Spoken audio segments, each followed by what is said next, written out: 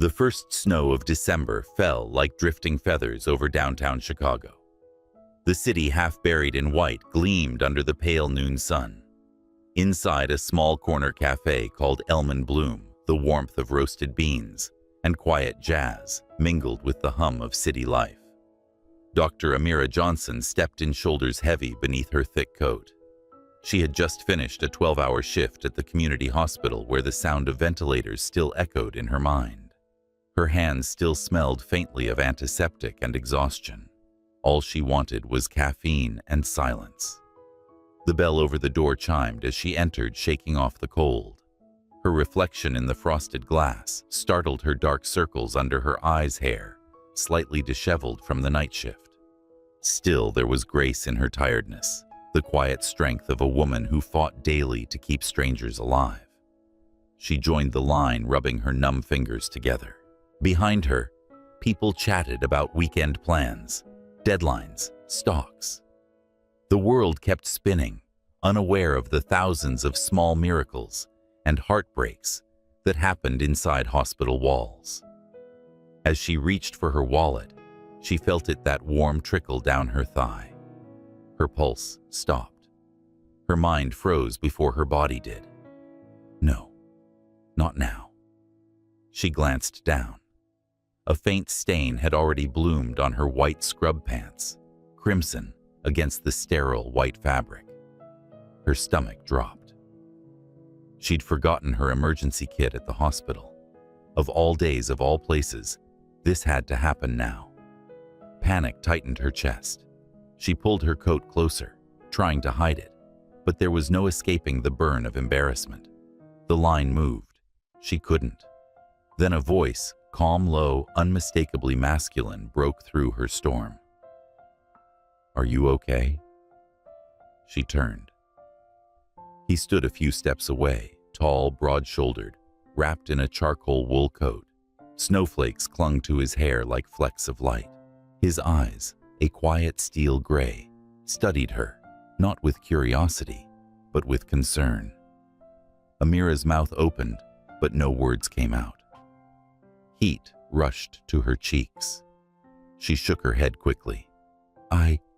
I'm fine." It was a lie, brittle as glass. He didn't look convinced. For a heartbeat, they just stood there, the hum of the cafe fading beneath the sound of her pulse. Then, as if understanding without words, the man took off his coat and draped it gently around her shoulders. The gesture was so natural, so uncalculated, that she didn't have the strength to protest. "You don't have to," she started, but he only smiled, a small, almost invisible curve of his lips.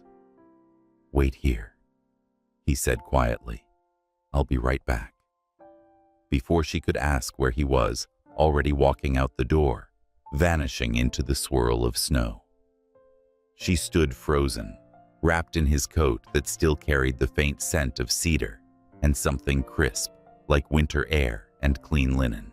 She caught herself clutching the lapel, feeling the residual warmth he'd left behind.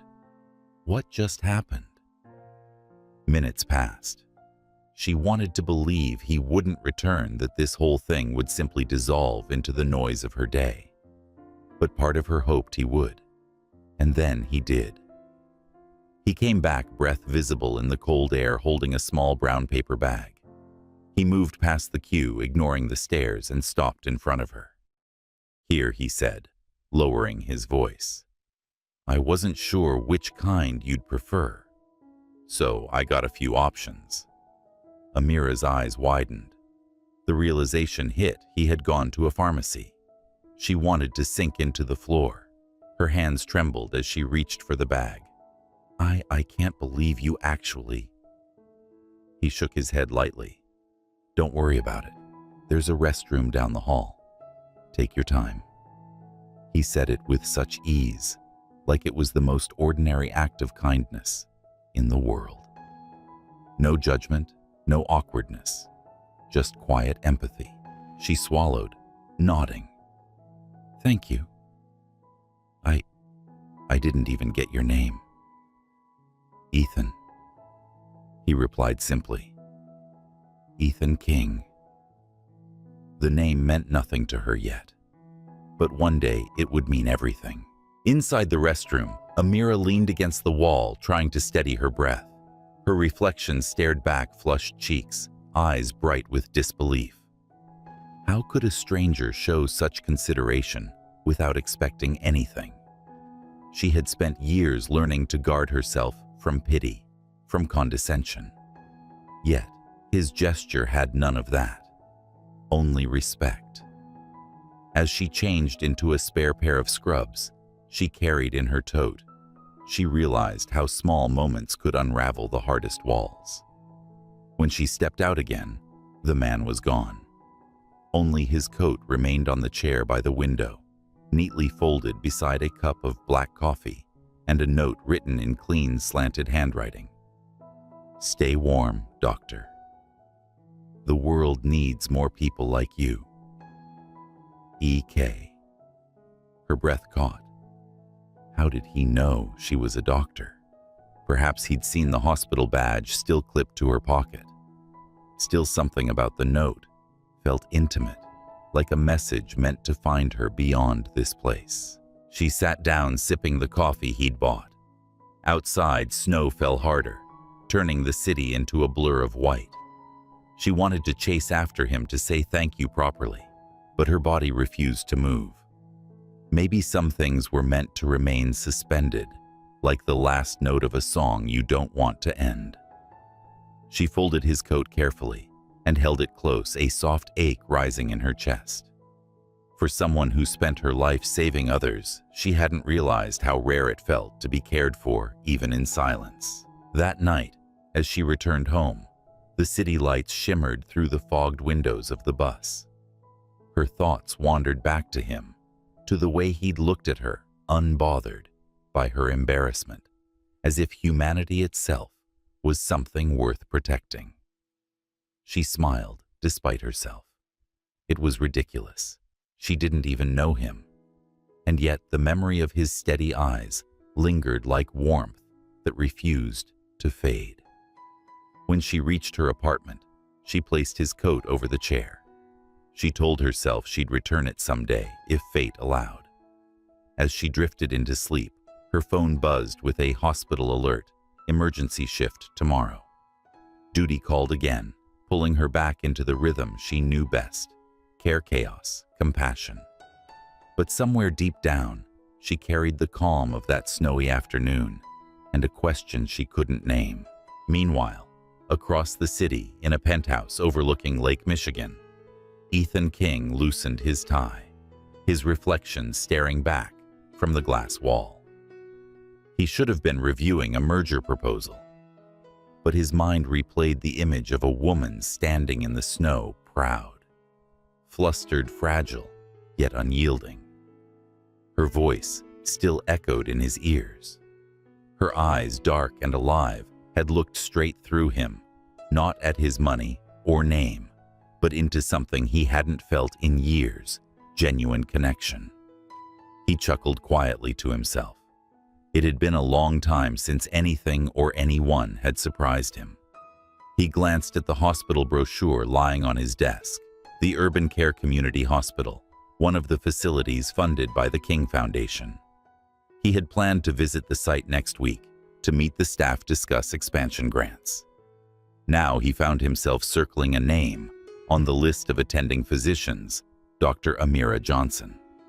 He didn't know what it meant yet, but he knew he wanted to find out. Outside, snow continued to fall over the sleepless city, erasing footprints, softening edges, and weaving the first threads of a story neither of them knew was beginning. A few weeks later, under the same snow that once connected them, a fire will break out, and their paths will cross again, this time between smoke sirens and choices that will change both of their lives. 3 months passed since the snowy afternoon at Elm & Bloom. Winter had turned into a reluctant spring, the kind that carried both renewal and residue. Dr. Amira Johnson had thrown herself back into work. Her days blurred between double shifts, the sharp scent of disinfectant, and the steady rhythm of heart monitors. She had long since folded Ethan's coat, wrapped it carefully in paper, and stored it in her closet, a small keepsake of kindness she couldn't quite explain. Every now and then, when exhaustion pulled her to the edge of sleep, she'd remember his quiet voice. "Stay warm, doctor." She never saw him again, and part of her preferred it that way. Some moments she believed were meant to remain unsaid, perfect in their incompletion. It was early evening in Brooklyn when the call came. A fire had broken out in a low-income apartment complex, one of the city's oldest. Dozens trapped inside. Amira was in the hospital's on-call lounge when the emergency alert flashed across the screen. She didn't hesitate. By the time she arrived, the street was chaos, orange light, bleeding through smoke sirens, screaming like grief itself. The air smelled of burning wood and fear.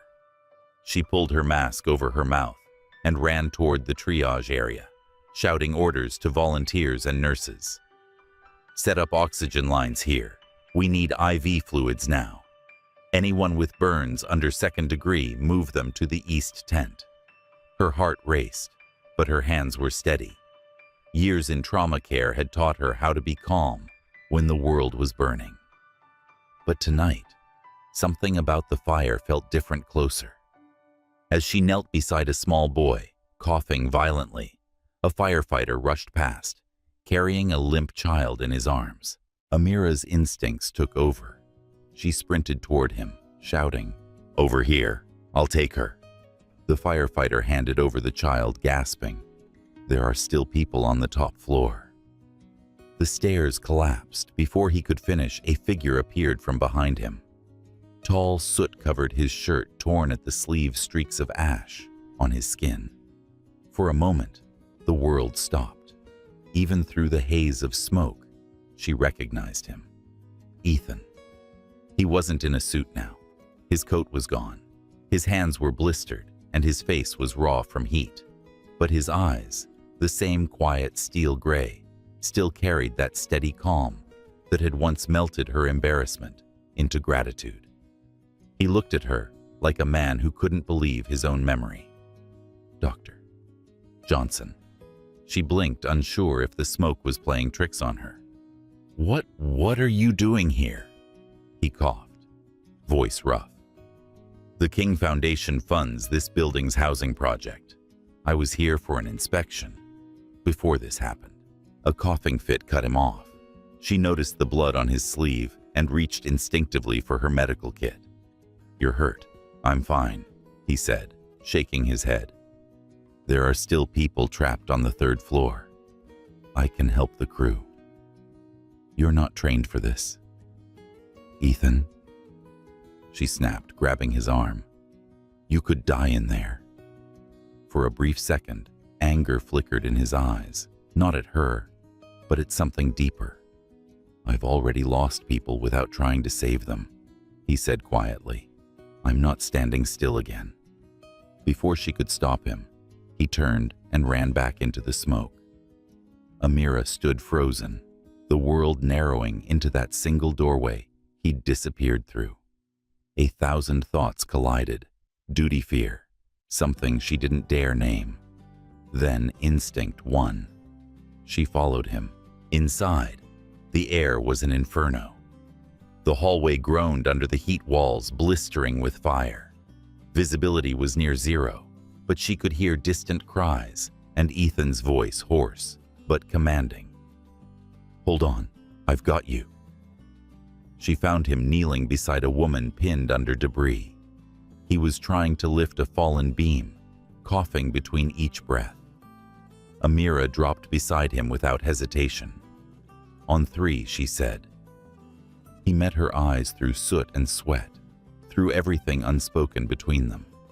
1, 2, 3. The beam shifted just enough for the woman to crawl free. Ethan fell back, coughing violently. Amira caught his shoulder before he hit the ground. They both collapsed against the wall, breathing hard. Smoke curled around them like ghosts. "Still think you're fine?"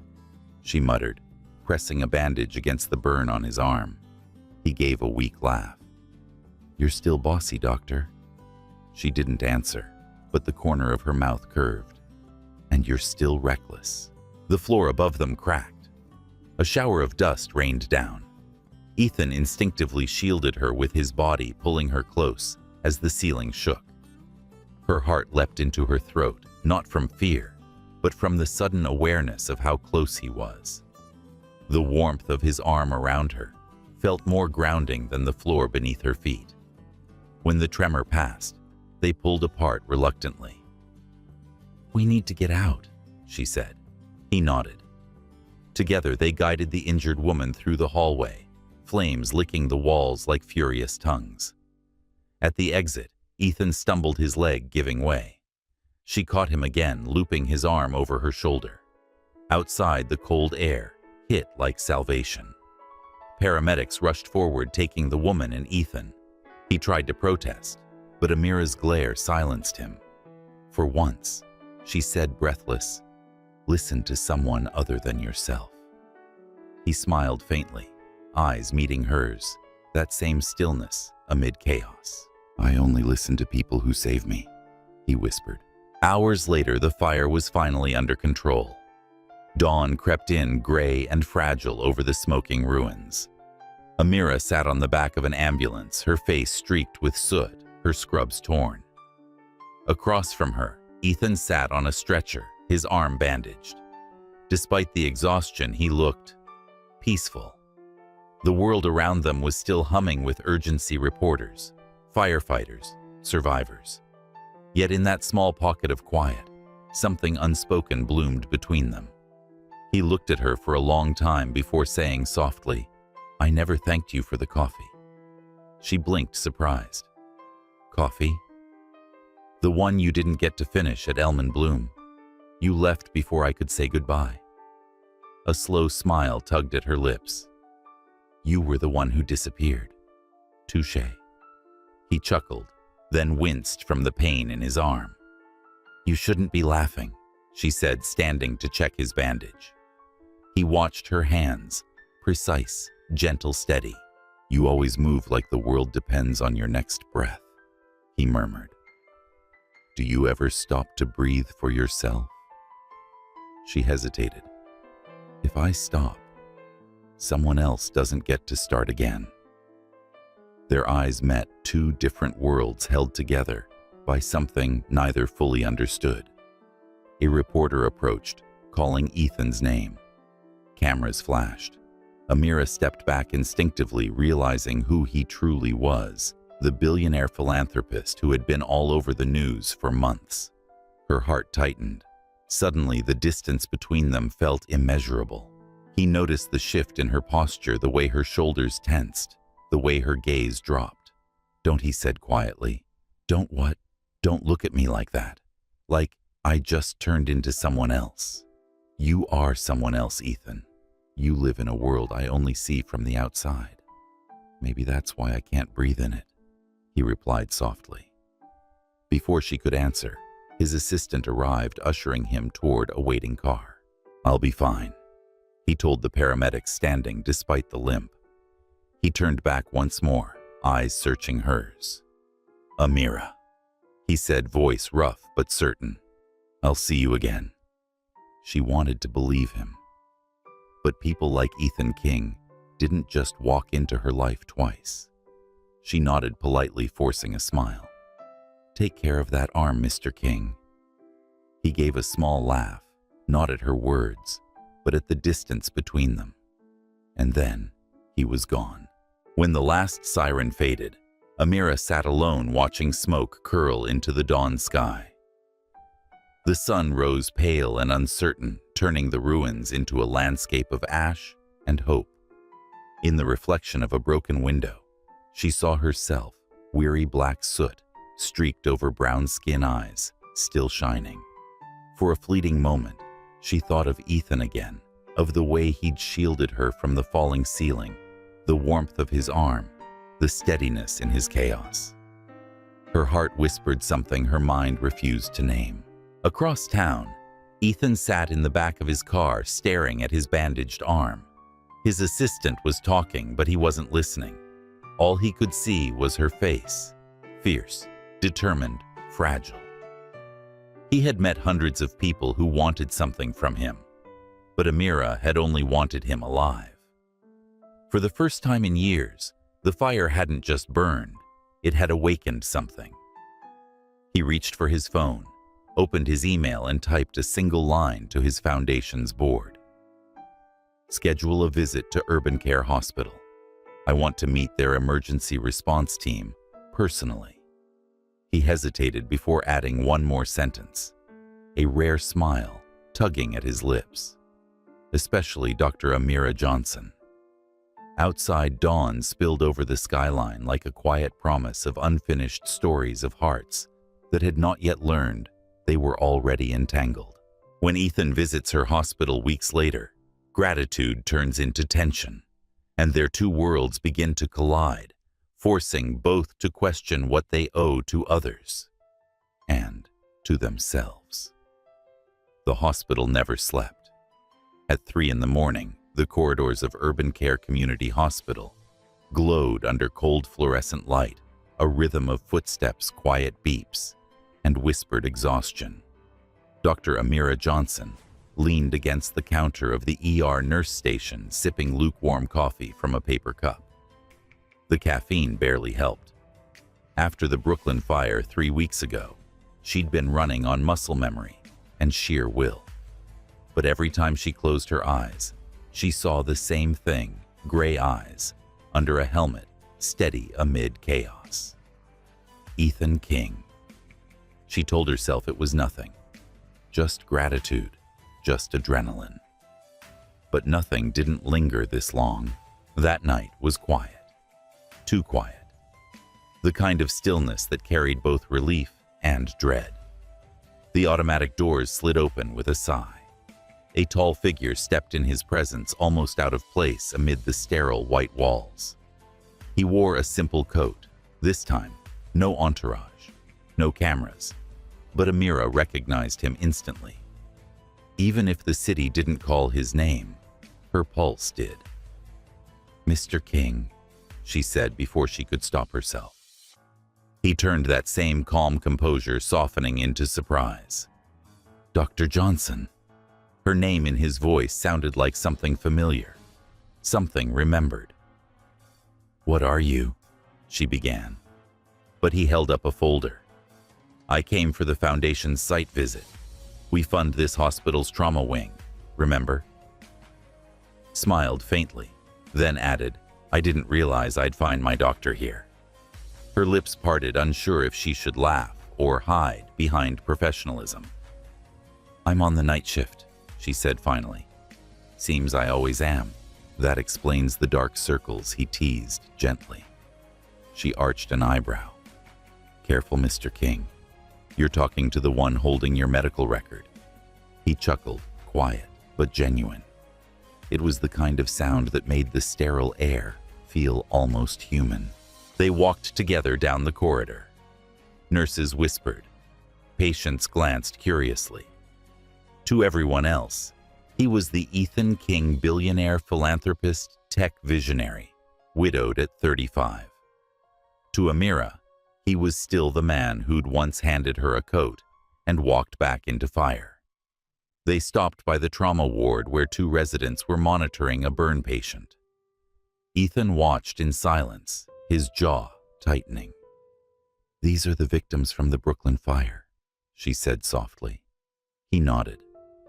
"The Foundation will cover their surgeries, I made sure of it." Her heart flickered. "You didn't have to."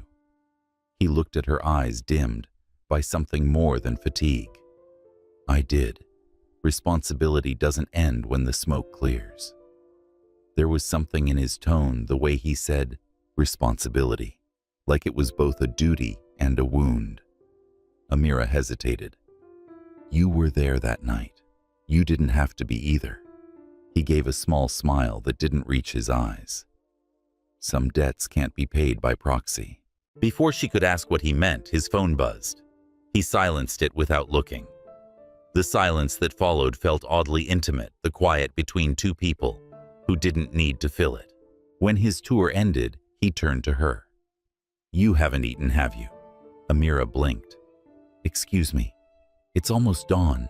You've been here since yesterday. She frowned. Doctors don't really clock out, Mr. King. Then let me insist, he said, his tone gentle, but firm. Breakfast at least.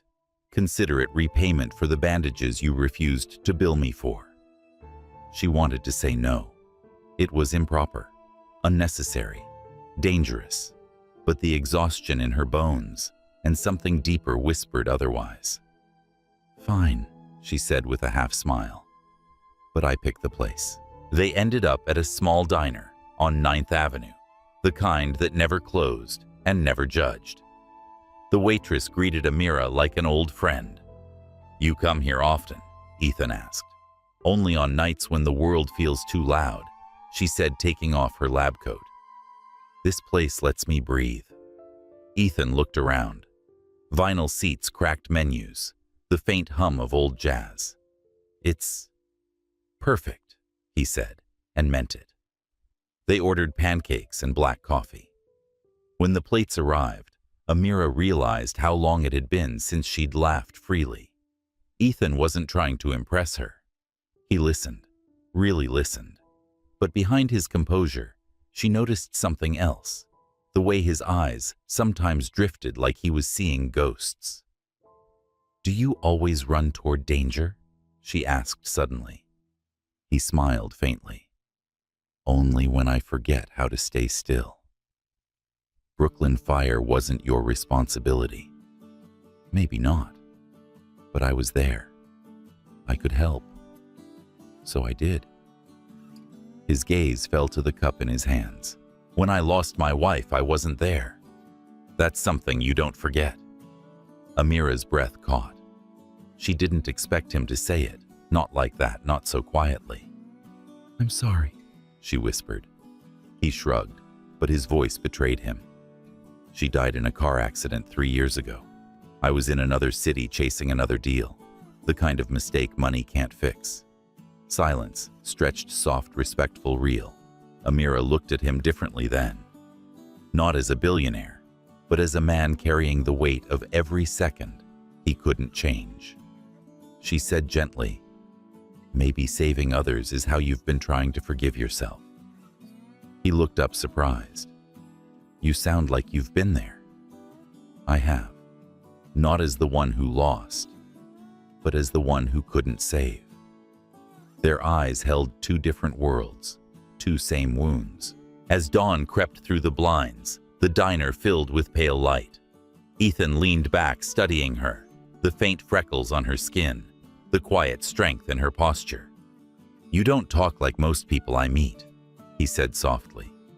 That's because I don't need anything from you. He smiled. That's exactly what makes you dangerous. She laughed, shaking her head. You're impossible. Persistent, he corrected. There's a difference. They lingered over empty cups, not wanting to end the moment. Outside, the city stirred awake, unaware that inside a dim diner, two strangers had started to understand each other's silence. When they finally stood to leave, Ethan placed a card on the table. This isn't business, he said quickly, seeing her hesitation. Just, if you ever need help with the hospital or anything. She looked at it but didn't pick it up. I've learned that accepting help usually comes with a price. He met her gaze. Not this time. Something in his tone made her believe him. Almost. At the hospital entrance, he paused. You know I came here to discuss funding, he said. But somehow I'm leaving with a reminder that healing isn't just about money. Then I guess we're even, she replied. You reminded me that not all rich men are heartless. He smiled, but there was something unspoken behind it, a recognition that they'd crossed a line neither planned to. As he turned to go, she called after him. Ethan. He looked back, the morning light catching his profile. Your arm, she said, gesturing to his bandage. It'll scar. He shrugged. Then I'll call it proof I survived something worth surviving. Her lips curved. Try to stay out of burning buildings next time. No promises, he said, with that infuriating calm. He left, but the echo of his words stayed long after the doors closed. That night, back in her small apartment, Amira unpacked her bag. Among her notes and stethoscope, she found his card, the one she hadn't taken, but somehow ended up with anyway. Her thumb brushed over the embossed letters, Ethan King Global Foundation. She hesitated, then placed it beside the folded coat she'd kept from months ago. 2 tokens, 2 beginnings. For a long time, she sat there staring at both the coat that had warmed her when she felt invisible and the card that now glowed faintly under the lamp. In the quiet, she whispered to no one, "What are you doing to me, Ethan King?" Across town, Ethan stood by his office window overlooking the city. The skyline shimmered with lights, a constellation of stories he couldn't control. He thought of her laugh, unguarded, honest, and for the first time in years, the ache in his chest didn't feel like punishment. It felt like possibility. He picked up his phone but didn't call. Not yet. Instead, he looked down at the small burn scar forming on his wrist. It didn't hurt anymore. It just reminded him of the woman who'd told him scars could mean survival, not shame. As news of their quiet connection begins to spread, the world intrudes, and Amira soon discovers that love in Ethan's world comes wrapped in judgment headlines and choices that test both pride and heart.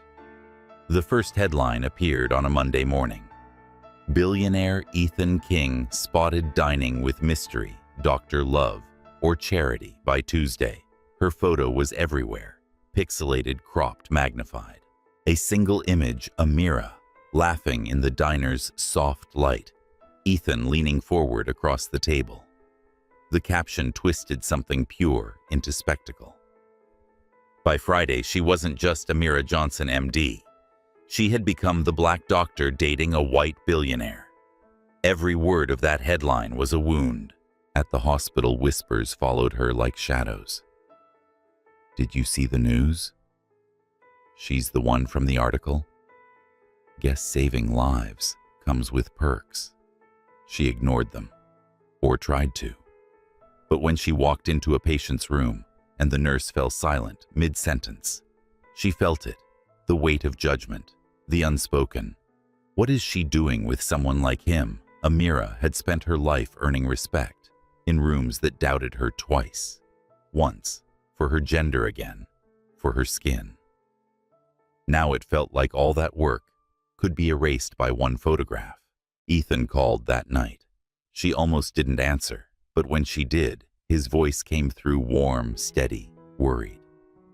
"Amira, I'm so sorry. I should have warned you. The press must have seen us at the diner." "It's not your fault," she said quietly. "They're just doing their job, making stories out of air." But even as she said it, her throat tightened. "I'll have my legal team issue a statement," he continued. "They'll shut it down." "Ethan, please, no one should treat you like this. I'll make them apologize publicly." Her voice rose sharper than she meant. "And that will make it worse. You can't fight every headline with money." There was silence on the line. Then softly, "I just want to protect you." She closed her eyes. "That's the problem. I don't need protecting." The line stayed quiet long enough for both of them to understand what she wasn't saying, that sometimes protection felt like a gilded cage. The following week, the King Foundation Gala filled the headlines again, but this time for another reason. Ethan was to attend with a guest. His mother, Margaret King, called it a family event. Amira had no intention of going. She wasn't made for ballrooms filled with chandeliers and silver laughter. But Ethan insisted. "Come as you are," he said. "I want them to know who you really are." She should have said no. But something inside her pride, maybe love, made her agree. The night of the gala was a blur of flashbulbs and murmurs. Amira stood at Ethan's side, wearing a simple black gown she'd bought with 2 months of savings. She didn't care about luxury, only grace. For a while, things were fine. People smiled, shook hands, congratulated Ethan on his philanthropy. But the moment someone whispered, "She's the doctor from the news," everything shifted. A journalist pushed through the crowd. "Mr. King, are you dating Dr. Johnson?" Ethan froze, then said firmly, "Yes." And she deserves respect for far more than that question implies. Flash, flash, flash. A storm of light. He reached for her hand, but she pulled back gently, discreetly, the gesture small, yet unmistakable. Across the room, his mother watched, lips pressed into a thin, perfect line. Later in the garden behind the hotel, Amira stood by the fountain trying to breathe. The sound of water steadied her heartbeat. She had faced blood-death chaos, yet nothing had prepared her for the cruelty of polite society. "Dr. Johnson," a voice called softly behind her. She turned. Margaret King, elegant, sharp, her silver hair gleaming under the lights. "Mrs. King," Amira said politely, "I wanted to meet the woman who's been close to my son." There was no malice in her tone, only precision. Amira braced herself. "He speaks of you highly," Margaret continued. "You're clearly dedicated, intelligent, compassionate." "Thank you," Amira said quietly. Margaret's smile didn't reach her eyes. "But compassion and love are not enough, my dear. Not in his world." Amira felt the sting behind those words, not hatred, but warning. "You think I'm not suited for him?" she said, voice steady. "I think the world will never stop reminding you that you're not." Margaret replied softly.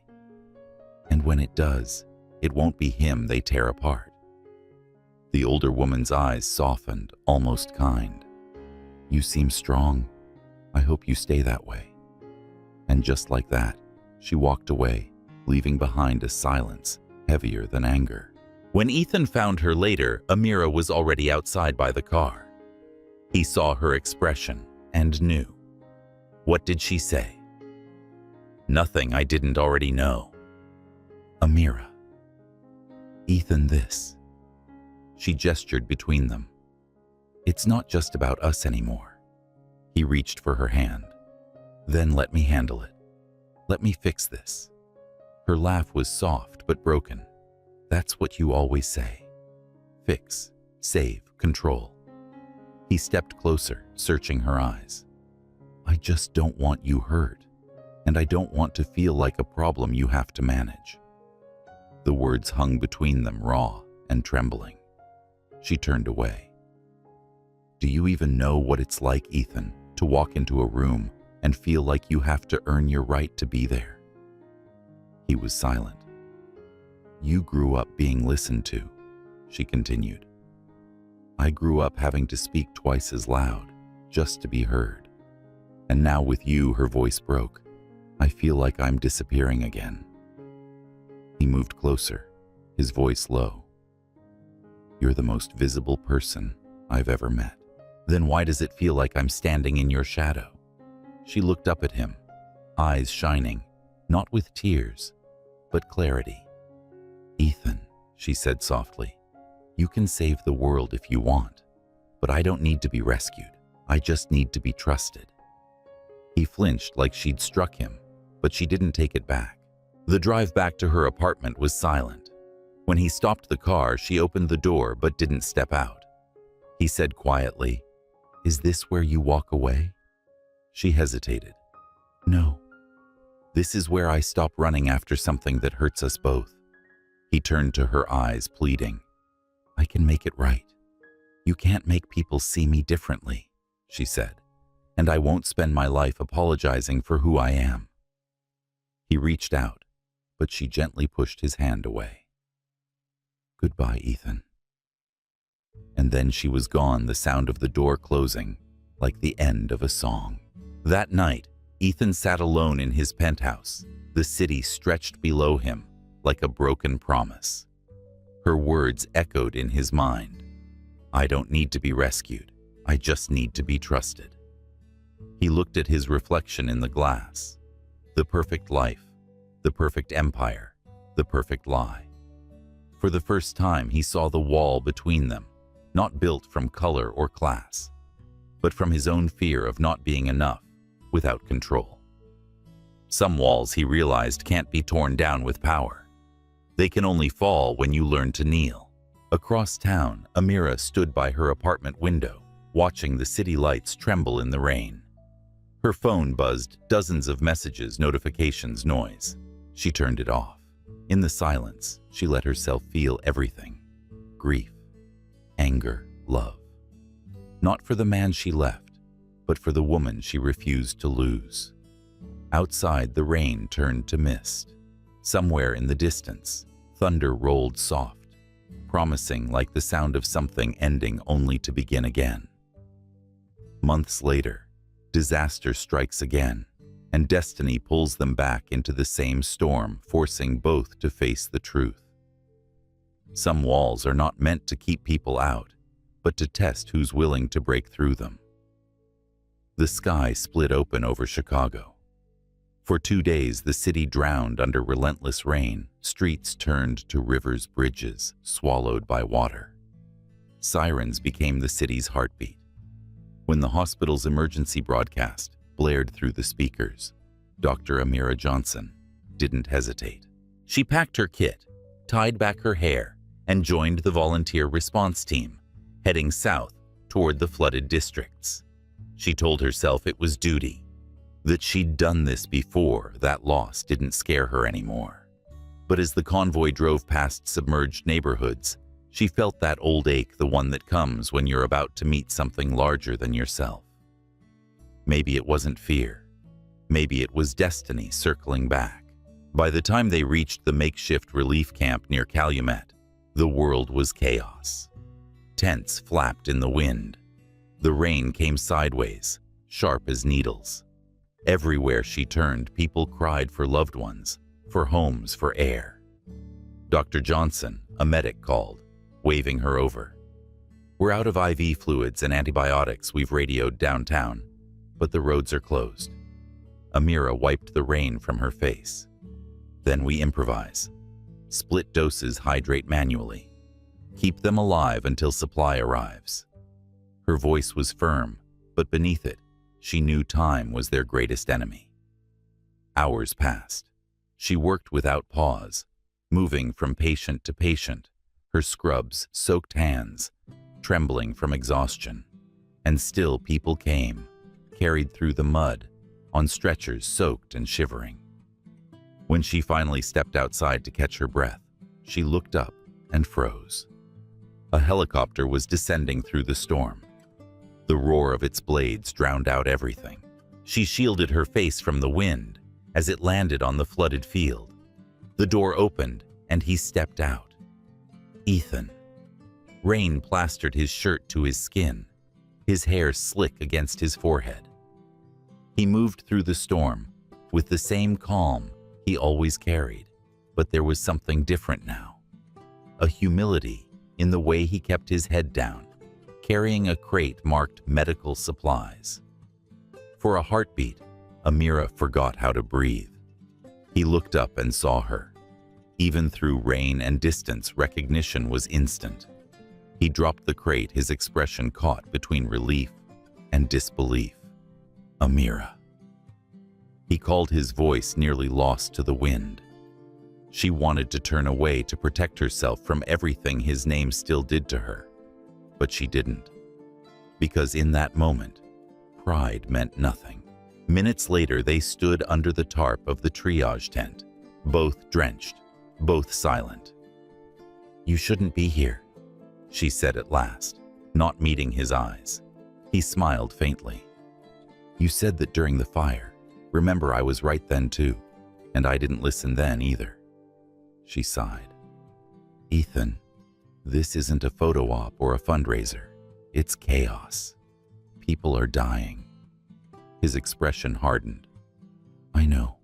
That's why I came." He glanced at the crates being unloaded. The hospitals couldn't reach the camps. I had access to aircraft. It wasn't a choice, it was a responsibility. Something in his voice made her chest tighten. He wasn't here for redemption. He was here because he couldn't stay away from pain he could ease. She wanted to stay angry, but anger dissolved when he rolled up his sleeves and started lifting patients onto stretchers, like every other volunteer. The billionaire had disappeared. What stood before her was just a man, mud on his shoes, purpose in his eyes. By nightfall, the rain had become a steady, cold whisper. Generators flickered. The camp smelled of damp blankets and hope. Amira moved through the tents, checking vitals, whispering comfort.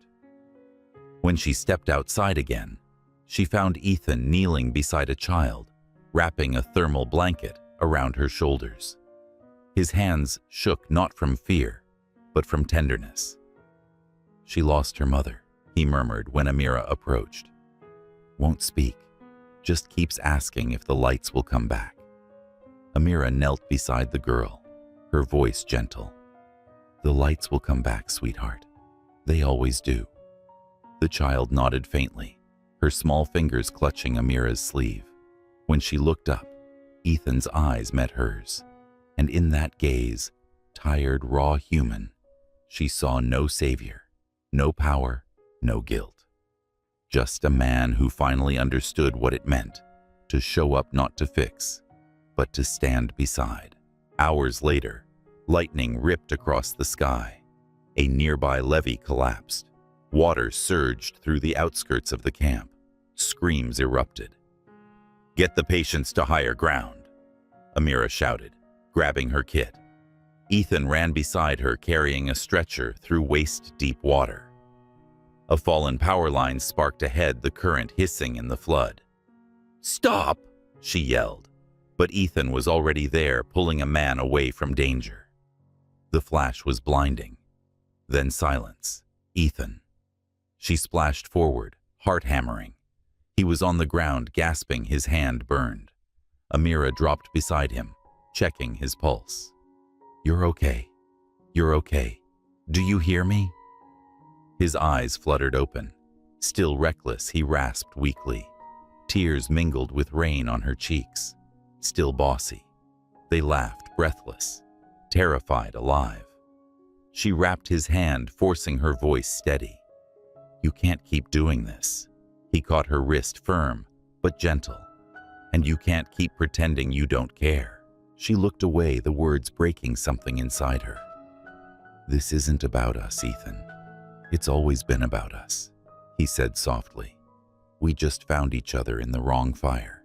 When the waters finally receded, dawn painted the wreckage gold. Volunteers moved like ghosts between tents, counting the living. Ethan sat outside his arm, in a sling, watching Amira coordinate the next phase of care. Every command she gave carried authority and grace.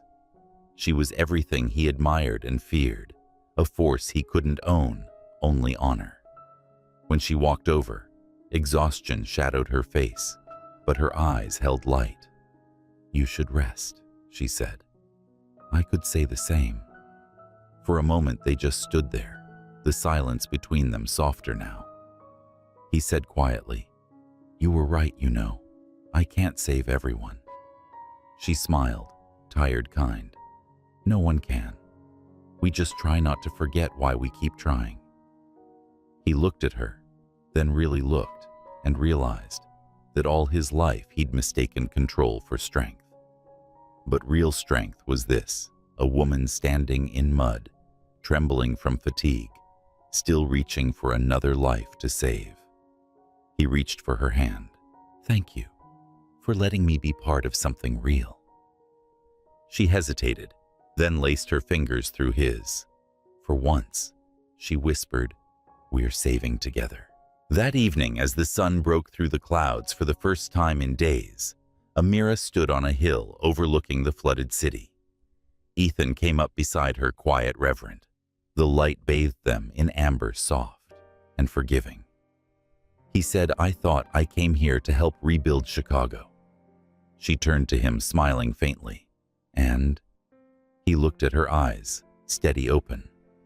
"I think I came to rebuild myself." The words settled between them, like a vow neither dared name.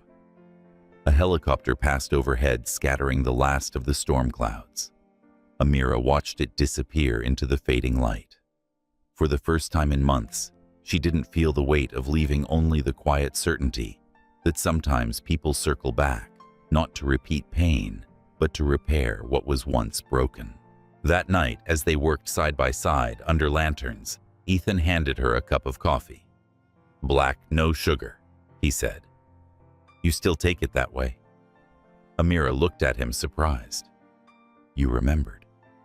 "I never forgot," he said softly. Not the coffee, not the woman holding it. Her heart trembled. The storm outside had ended, but inside her something new had begun to rise. A few weeks later, an aftershock from the storm causes the collapse of a rescue shelter, and when Ethan risks his life to save her, both will have to face what fear really costs, and what love is willing to endure. The night air in Chicago was unnaturally still, the kind that made every sound feel too loud. The storm had passed days ago, but its ghost lingered in broken buildings, in the smell of wet wood, in the hollow quiet of the relief camp.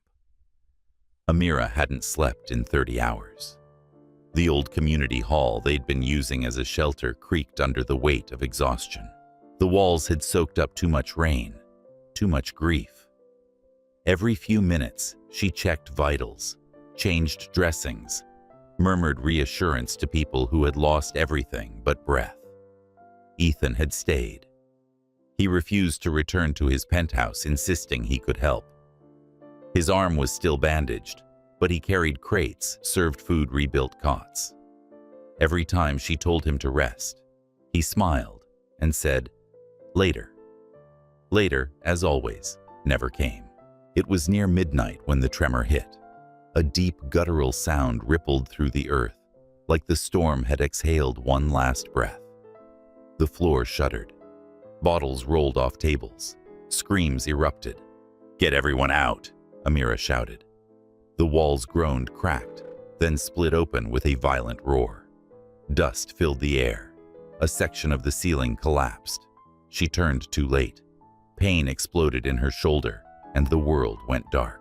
When she woke, everything was gray. She was pinned under debris, cold concrete pressing against her ribs, dust choking her lungs. Somewhere above, faint voices shouted her name. "Amira, Amira." It was him. Her heart stuttered. She tried to call back, but no sound came.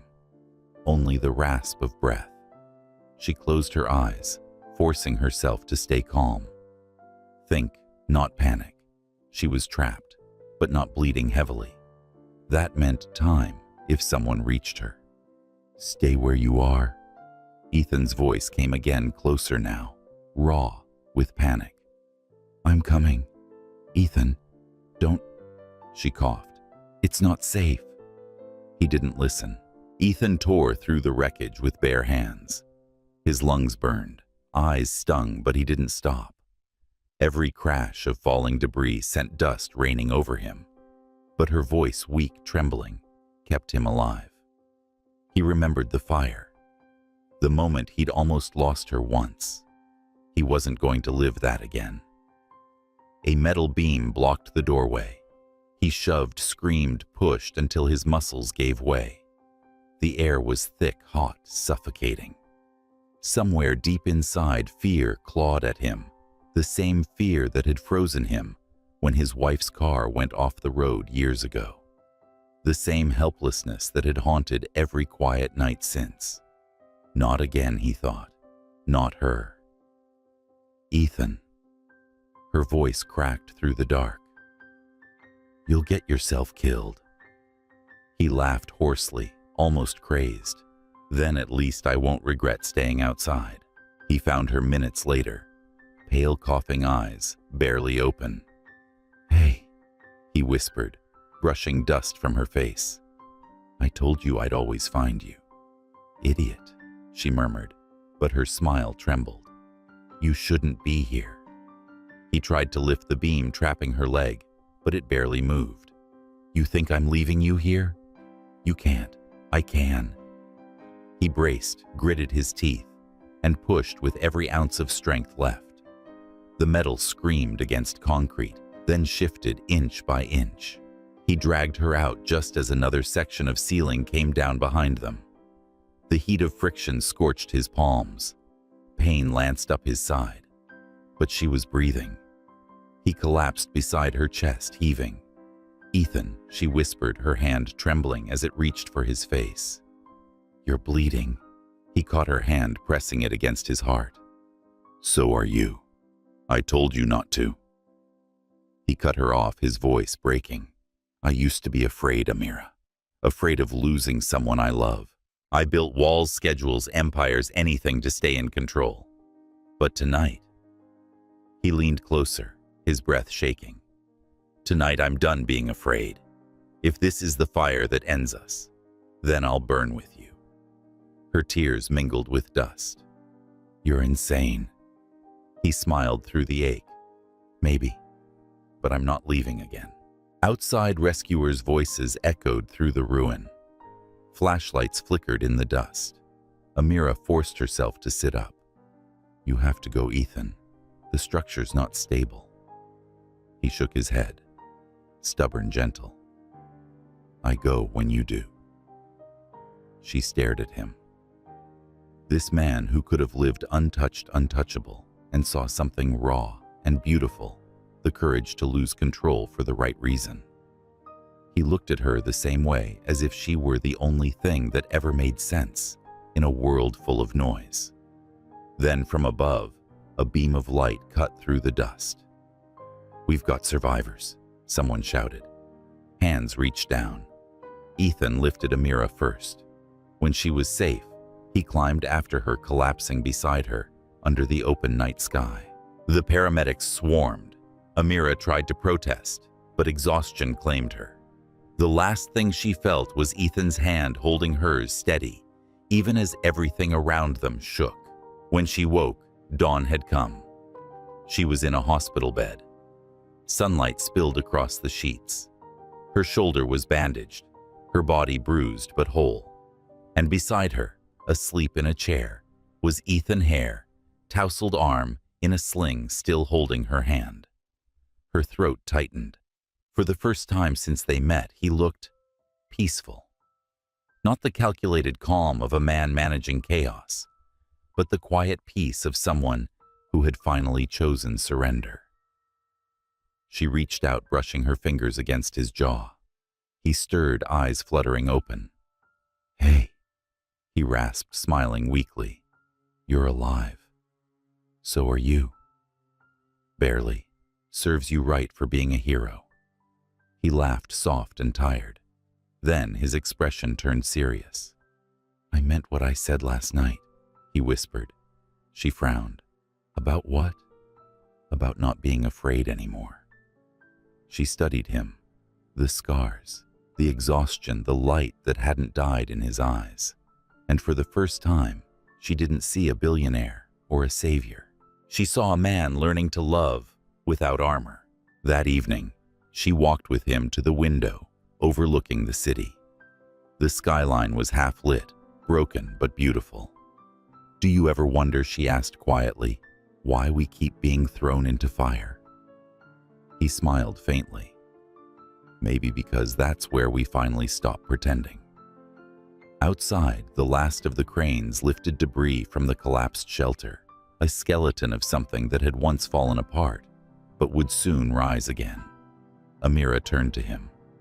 "Ethan, when the fire started, were you afraid?" He met her gaze, honest. "Yes, but not of dying." "Then what?" "Of losing my chance to tell you that love isn't about saving someone. It's about standing there when the world falls and saying, 'I'm not going anywhere.'" Her breath caught, a tear sliding down her cheek, uninvited but real. "Then, don't go anywhere," she whispered. "I wasn't planning to." Outside, the sun dipped behind the skyline, painting the city in gold and ash light reborn from ruin. And in that fleeting moment between day and night, their hearts finally stopped trembling. Because love, like fire, doesn't destroy everything it touches. Sometimes it forges what was meant to last. In the calm after the storm, Ethan begins to rebuild, not his empire, but trust. He introduces Amira to the world as his equal, not his charity, testing whether love can stand not just against tragedy, but under the gaze of society itself. Spring returned to Chicago in quiet colors, soft sun on broken streets, tulips pushing through the cracks. The city, like the people who had survived the storm, was learning to breathe again. So was Ethan King. He had spent the past 2 months rebuilding not glass towers, but something far rarer: trust. Every day, he and Amira worked side by side at the new temporary clinic, tending to those who had lost homes and hope. The tabloids had finally stopped chasing them. Tragedy had a way of humbling curiosity. But for Ethan, silence wasn't enough. He wanted something lasting, a truth the world couldn't twist. The grand reopening of the King Global Foundation was held at the city's Civic Hall. Cameras flashed, journalists buzzed, politicians filled the marble atrium. It was meant to be another charity event, another name on another check. But tonight would be different. Ethan adjusted his tie backstage, watching the stage lights flicker through the curtain. His reflection in the mirror looked calm, but inside his pulse hammered. He caught sight of Amira on the other side of the room, hair swept back, a simple ivory dress. Not diamonds, but confidence lighting her instead. She was talking to one of the nurses they'd worked with during the flood, laughing softly. The sight steadied him. For years he had believed that power could protect what he loved. Now he understood it only mattered if it gave others the strength to stand beside him. When his name was announced, applause filled the hall. Ethan stepped onto the stage, the microphone gleaming under the spotlight. He began with the usual gratitude figures: progress. But then his tone shifted. Tonight, he said, his voice steady but quiet, we celebrate not wealth, but resilience. Because when the storm came, money didn't save this city, people did. He paused, letting the room breathe with him. There's someone here who showed me that truth better than anyone. She doesn't own skyscrapers or stocks. She owns compassion, the kind that rebuilds what money can't buy. The crowd murmured, curious. Ethan turned toward the wings. Dr. Amira Johnson, he said, gesturing gently. Please join me. Amira froze. Her instinct was to disappear behind the curtain. She wasn't made for stages or cameras. But his eyes found hers, soft and certain. And somehow, that was enough. She stepped out. The audience broke into polite applause, some surprised, some hesitant. Ethan offered his hand. She took it. For a heartbeat, it was just the two of them under the lights. I want you all to meet the person who inspired our next chapter. Ethan continued. Starting today, the King Global Foundation will become the Johnson King Community Health Initiative, a partnership to build medical centers in underserved neighborhoods across the country.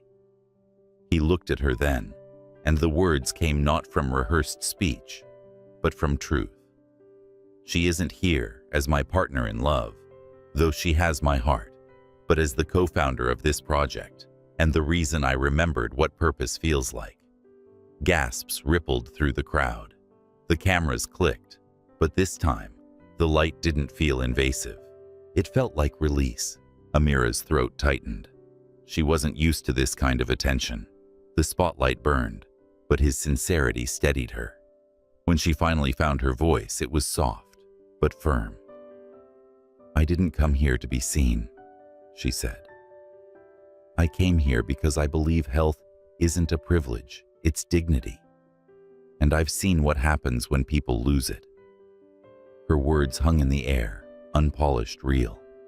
The crowd quieted, even the reporters lowering their cameras for a moment. Then Ethan reached for her hand again. But this time he didn't stop there. He went down on one knee. The room gasped. "Ethan," she whispered, half shocked, half warning. "What are you doing?" He smiled up at her, eyes bright beneath the lights. "You once told me I couldn't save everyone. You were right." He took a small box from his pocket. Simple, elegant, not a spectacle, but a promise. "I can't save the world, but I can spend the rest of my life building one with you." He opened the box. The diamond caught the light, like a drop of the same fire they'd once survived together. "You don't need to take my name to be respected, Amira. But if you'll let me, I'd like to take yours. Because you're the one who taught me how to love again, without fear, without pride, without walls." The hall fell silent. Even the cameras seemed to forget to click. Amira stared down at him, at the man who once hid behind control, now kneeling freely before a world that had judged them both. Her eyes stung, her heart trembled, but her voice was clear. "Ethan King, do you have any idea what you're asking?" He grinned boyish, despite the tears in his own eyes. "Everything I've been too afraid to want." She laughed through the tears. The sound was soft, luminous, like the first morning after a storm. Then she nodded. "Yes," she whispered. The crowd erupted in applause, rising like a wave. Ethan stood slipping the ring onto her finger. She leaned into his arms, the lights shimmering around them, like dawn finally breaking through. For the first time, they weren't running from fire or flood or fear. They were standing in the open together. Later that night, after the guests had gone and the cameras dimmed, they stood outside the hall watching the city skyline pulse with life. "Do you realize," Amira murmured, "that you just proposed in front of half the country?" He smiled. "I was trying to make sure there were witnesses, in case you changed your mind." She nudged him. "You're insufferable and hopelessly in love," he said, wrapping his arms around her. She rested her head against his chest, listening to the steady rhythm beneath. For a long time, they didn't speak. The city hummed around them, horns, wind, laughter, all of it folding into the sound of something new, peace. Later, when they walked toward the car, Amira caught sight of the press, still waiting beyond the barricade. "Are you ready for what comes next?" she asked quietly. Ethan squeezed her hand. "Maybe for the first time in my life I am." She smiled. "Then let's make sure this isn't just another story about a billionaire and a doctor." "It won't be," he said. "It's about two people who refused to let the world decide who they could love." That night, from her apartment window, Amira watched the lights from the city below, bright, alive, endless. For the first time in years, she wasn't afraid of the noise. Because somewhere out there, under those same lights, was a man who'd once feared everything, and now feared nothing, because of her. And maybe that was what healing truly meant, not the absence of pain, but the courage to let light back in.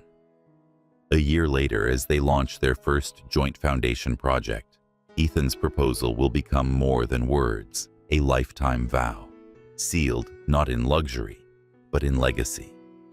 The world will watch again this time, not with gossip, but with hope. 1 year later, the snow had melted into springlight.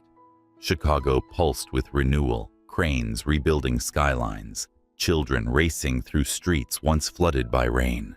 Amid it all, on the corner of Halsted and Monroe, stood a new building of glass and brick sunlight spilling across its white facade. Above the entrance, in graceful silver letters, read, "King Johnson Foundation, where healing begins." Inside, the air carried a quiet hum, the sound of lives restarting. Patients filled the lobby, nurses laughed softly. Volunteers handed out coffee to families waiting for checkups. Amira moved through it all, like a current calm grounded alive. Her hair was tied loosely, her white coat faintly creased from a long day. but her smile when she stopped to greet a child or reassure an elderly patient was the same one Ethan had fallen in love with, steady, unhurried kind. From the mezzanine above, Ethan, King, watched her with a look that was half pride, half disbelief. In the span of a year, he had seen miracles he hadn't known money could buy. Not grand headline miracles, but quiet ones. A mother walking again after physical therapy, a teenage boy cured of an infection that would have cost him his life, a veteran, smiling as he left the clinic debt-free. And all of it, every spark of it, had begun with her. When the ceremony began, the crowd gathered in the courtyard. City officials, journalists, volunteers, and patients stood shoulder to shoulder beneath the soft gold of evening light. Ethan took the microphone first. Exactly 1 year ago, he said we stood in this city not as a symbol of wealth or status, but as witnesses to survival. And today we stand here for something greater: healing. He glanced toward Amira, who stood just behind him, hands folded, her eyes glowing with quiet conviction. This foundation isn't about one man's fortune or one woman's courage, he continued. It's about the belief that when compassion and action meet, something unbreakable begins. Applause rippled through the crowd, not loud, but warm, like the sound of belonging. Ethan stepped aside and motioned for her. "Dr. Johnson, would you say a few words?" Amira hesitated, just for a moment. Public speaking had never been her comfort zone. But when she stepped forward and saw the faces before her, patients, friends, strangers, lives intertwined by something larger, the words came easily. "When I was a child," she began softly, "my mother used to say that healing doesn't always start in hospitals. Sometimes it starts with kindness, a neighbor bringing soup, a stranger stopping to help. I didn't understand her then, but I do now." She looked at Ethan standing just behind the podium, smiling quietly, and her voice deepened. "No one is born perfect. We all carry wounds, some visible, some not. But every person here deserves to be seen, treated, and loved with fairness." Her words carried like wind through the courtyard. For a heartbeat, there was only stillness and then the sound of applause swelling into something radiant. When the crowd began to disperse, Amira stepped down from the stage and walked toward the edge of the courtyard. The evening sky blazed orange and rose the glass facade, reflecting streaks of light that seemed almost unreal. Ethan joined her, his jacket undone, tie loosened. "You're still not used to speeches," he teased. She smiled. "You're still not used to letting someone else give them." They stood side by side, watching the sun dip behind the skyline. "You know," Ethan murmured, "I used to think happiness was something that found you if you worked hard enough, if you were lucky enough. But I was wrong." Amira turned to him, curious. "And now?" He met her gaze. "Now I think happiness is something you choose even after loss, even after fear, especially then." She smiled faintly. "Then I guess we both chose right." A group of children ran past them, laughing, their parents calling after them, in a mix of Spanish, English, and laughter. One of them, a small boy with bandaged hands, stopped and looked up at Amira. "Dr. A," he said shyly, "I'm not scared of hospitals anymore." Her eyes softened. "That means we're doing something right." Ethan watched the boy go, then turned back to her, his voice almost a whisper. "You change people just by standing there. So do you," she said, just differently. Later that night, when the lights of the city shimmered like constellations on the river, they walked through the empty halls of the new clinic. The smell of fresh paint lingered. The silence felt sacred. They paused before the sign on the wall, "King Johnson Foundation, where healing begins." Ethan traced the letters gently with his fingers. "I still think your name should have come first." Amira laughed. "It already does, doesn't it?" He looked at her. Yeah, he said quietly. It always did. She leaned her head on his shoulder, and together they watched their reflection in the glass. Two imperfect souls who had found balance, not in sameness, but in faith. Do you ever think about the fire, he asked after a while. Sometimes she admitted, but not with fear anymore. Me neither. He exhaled slowly, as if letting go of a weight he no longer needed. Then, smiling, he said, if someone had told me that night in the cafe that the woman asking for a napkin would one day build a hospital with me, I'd have laughed. And if someone told me the stranger who bought it for me would end up saving hundreds of lives, she said, I'd have called them crazy. Ethan chuckled. Maybe we were both crazy. Maybe we still are, she said. But it's the good kind. Outside, the wind carried the faint sounds of the city laughter music, the rhythm of life continuing. Ethan turned to her. Amira Johnson, he said softly. Thank you for teaching me that love isn't something we fall into. It's something we build brick by brick, choice by choice. Amira smiled, her voice warm but firm. And for reminding me that even when the world divides us, love can still be an act of courage. As they stepped outside, the first stars began to appear above the skyline. Children's laughter echoed faintly from the park nearby. A nurse locked the clinic's glass doors behind them, and the golden sign caught the last trace of light before night took over. Amira looked up at the glowing words, "Where healing begins," and whispered almost to herself, maybe healing never ends either. Ethan took her hand. Then let's keep choosing it, he said. They walked together into the quiet evening, their silhouettes blending into the city that had once broken them and now somehow was made whole again. No love is lesser, no heart undeserving. Love does not erase our differences. It gives us the courage to face them. And when we do, healing begins in us, between us, and beyond us. If this story touched you, take a moment today to love or help someone in whatever small way you can. Because sometimes a simple act of kindness can save a heart you didn't even know was breaking.